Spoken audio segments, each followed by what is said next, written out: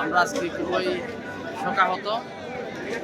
আজ এক মহাকাল এবং মহাকাব্যের পরিসমাপ্তি ঘটল।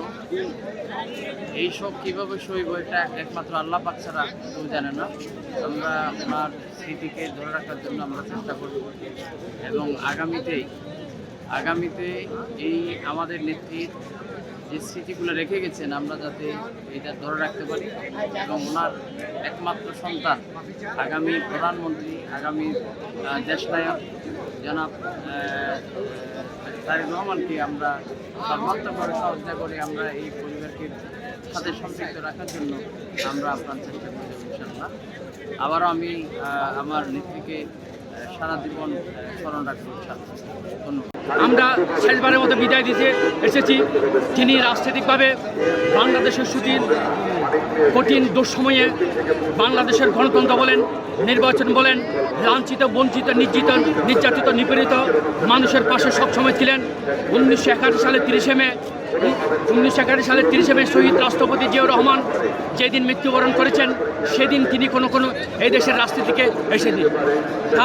এর রাজনীতিতে আপোষহীন নেত্রীর সংগ্রাম বলেছেন। উনি বারবার নির্যাতিত মানুষের কথাই বলেছেন।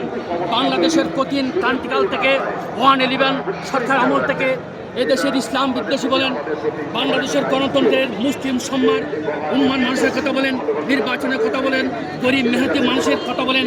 বাংলাদেশের কঠিন দুঃসময়ে যে কোনো মুহূর্তে দেশ নেত্রী বেগম খালেদা জিয়ার কণ্ঠস্বর ছিল সবার আগে।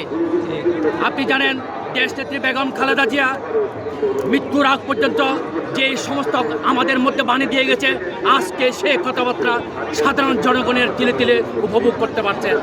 আপনি জানেন বেগম খালেদা জিয়াকে যেভাবে নির্যাতন নিপীড়ন করে কারাগারে প্রেরণ করা হয়েছে, উনি কারাগার থেকে 5 আগস্ট ছাত্র জনতার গণঅভ্যুত্থানের পর মুক্তি পাওয়ার পরেও উনি কখনো ওনার শব্দে একটি শব্দ প্রতিহিংসার রাজনীতিকে উচ্চারণ ছিল না।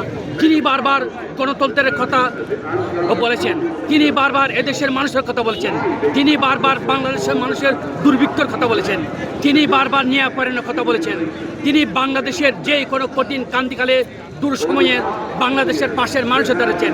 তিনি কখনো রাজনীতির জীবনে তার ব্যক্তিগত স্বার্থান্বেষী মহল হয়ে তার পাশে দাঁড়াননি। তিনি 18 কোটি মানুষের কথা বলেছেন, তিনি সাহসিক কণ্ঠ ছিলেছেন।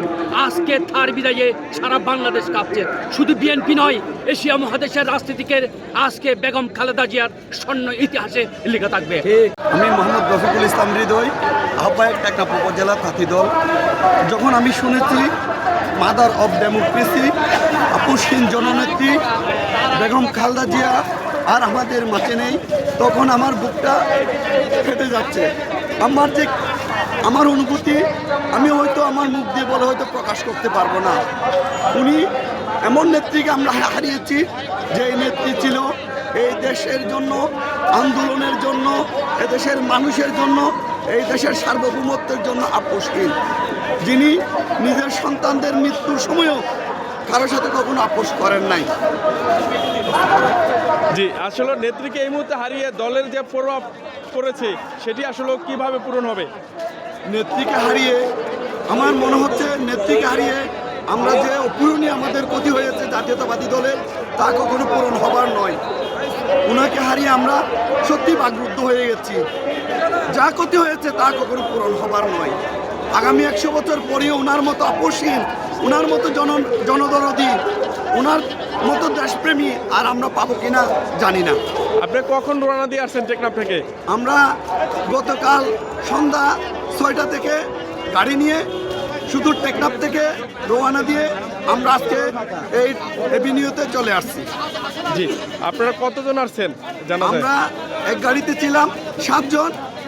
সর্বোপরি আমরা টেকনাফ থেকে মেবি 10,000-এর উপরে এই দেশ জননেত্রী বেগম খালেদা জিয়ার প্রেমী এবং বিএনপি প্রেমী জনসমাগম নিয়ে এখানে আসছি।